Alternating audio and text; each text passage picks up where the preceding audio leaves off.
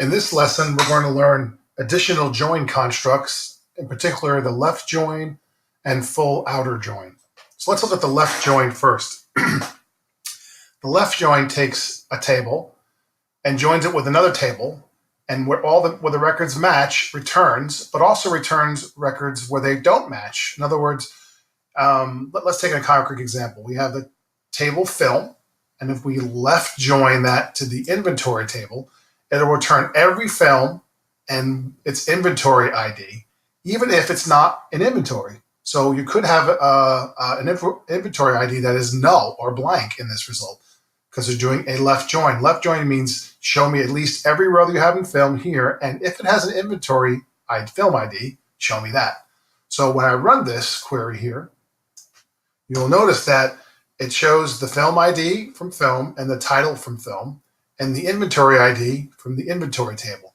But as we scroll down towards the bottom, you're going to notice that there are some films listed here that have no inventory ID. And that's because they're not in inventory, there's no match. Now, if that was an inner join we constructed up at top, then these rows would not appear at all in this table, right? Because inner join only shows you matches in both sides of the equation, the A and the B side, so to speak. But since we're doing a left join here, it'll return a row for everything we have in the left table being the film table, and it'll show nothing for the right side table, the B table. To show you how we can get only the ones that don't match out, I'm going to put a where clause in here and say, okay, do that left join and show me where inventory.film ID is null, okay, where it's not having a value. And it'll actually return only those rows that have no matching inventory ID, meaning they're not in inventory. So it's a very interesting construct, the outer join. There are lots of cases where you're going to be using that. So make sure you understand the concepts of that, and be sure to do the readings on that, which talks more about it. Now let's look at another type of join construct, the full outer join. I probably should say full here.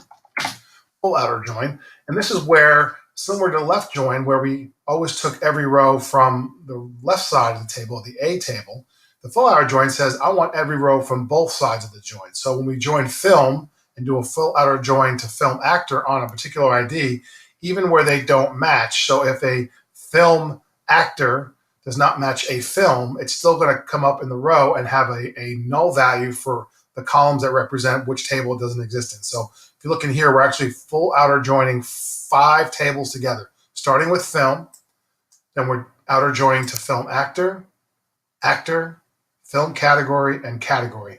The reason why I'm doing all these tables is I had this question I wanted to ask, is for a given actor's last name and categories of films like sports or westerns or comedies, tell me how many films we have that they've done those in, or how many films they've acted in.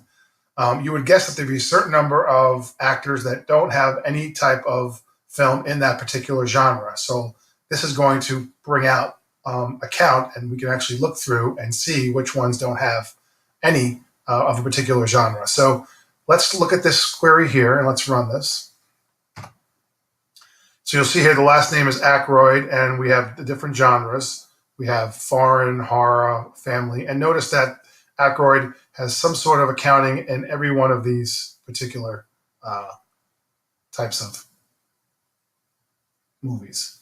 As we scroll down here, though, you're going to notice that eventually we're going to come down to a section that has no names, but yet there's going to be a category and a count of 1. So it's saying that there are movies here that have actors that have not appeared in that type of movie. So there are, somewhere along the way, there are actors that haven't appeared in a travel movie, a drama, or a sports movie. And so there's no last name to match to that particular full outer join. So the full outer join is an interesting construct.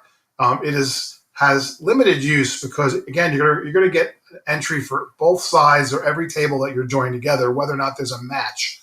And so there's going to be fewer cases in real world scenarios that are going to need to be doing that. But it is there for you to use when needed. Hopefully you got some value out of this video, and please do the readings as well, because there's a lot more information about full and left joins. And we'll see you next time on the videos. Cheers.